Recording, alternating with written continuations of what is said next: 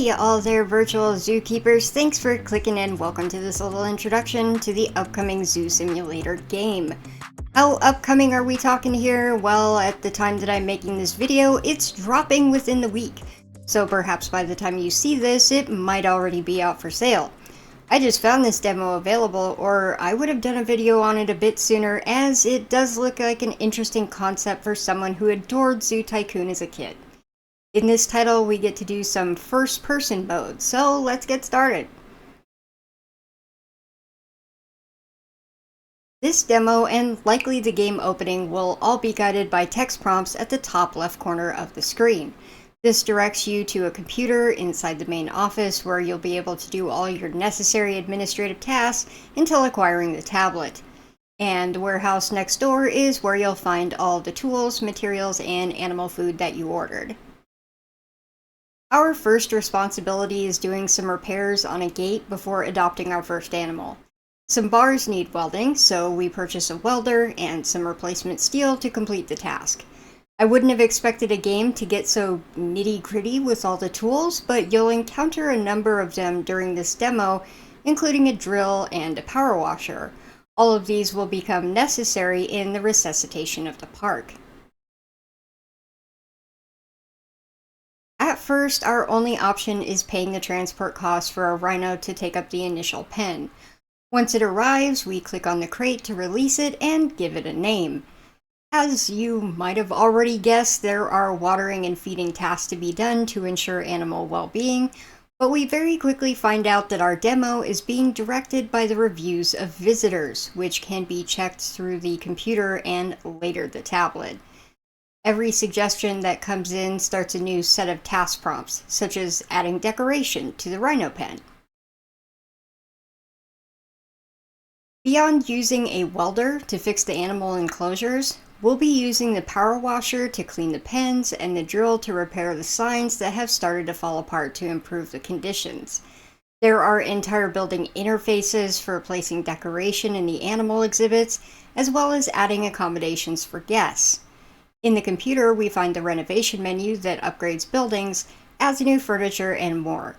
Despite this being the demo version, there were a few selections available to get an idea of the features. As you look around the landscape, there are 3 animal enclosures available in the demo. We, however, have 5 animals from which we can choose to fill up the zoo in the prologue version. Eventually, we unlock the encyclopedia within the computer. This gives us a little lesson on each animal, as well as an additional tab listing its needs from exhibit size to the food that it eats. By using this, we can figure out how to approximately fill each of the housings. I haven't been able to find any information on how many or what animals will be available in the full release, but so far our selection seems to be mostly savanna variety: elephants, rhinos, hippopotamus, gazelle, and ostrich. I sure hope there is expansion opportunities to the map that's visible in the current computer, otherwise it doesn't seem as if there will be a ton of variety possible with Zoo Simulator. At the same time, with all the hands-on tasks we have to perform, too big of a zoo might seem almost impossible to handle. However, there is an entire tab on the computer for hiring employees, so that's perhaps how we keep gameplay sane with many animals to tend to. Zoo Simulator isn't the scale of Planet Zoo, but then it also plays very differently. No bird's eye view here, no Sims-like building mode. I guess it just entirely depends on how you like to play. In this option in the zoo genre, we're almost like a maintenance worker with all the tools that we have at our disposals and the tasks that we have to do. I think I'll have to check out some streamers playing further into the full release to decide if this one's worth the time and effort. I can't say I'm completely sold until I see if there's going to be an expansion and more features than what's available in the demo. But I'm going to link the prologue chapter down in the description because I do think it's something worth trying for yourself to see if this style of zoo ownership is for you. I definitely like the overall idea, the hands-on first-person perspective and maintenance, but I'm not yet sure if it's going to reach the level of detail that I'm looking for this kind of game. I personally want a fairly large zoo with like 50 plus different kinds of animals. I'd like a little more customization of buildings and guest accommodations to really get excited about this. If the fall release allows for new styles of building and furniture, lots of animals, and plenty to keep busy with, then I'll be happy to pick it up on Steam. So we'll see. Just thought it might be something that all you life sim gamers might be interested in. We all have our unique expectations and wishes for a game.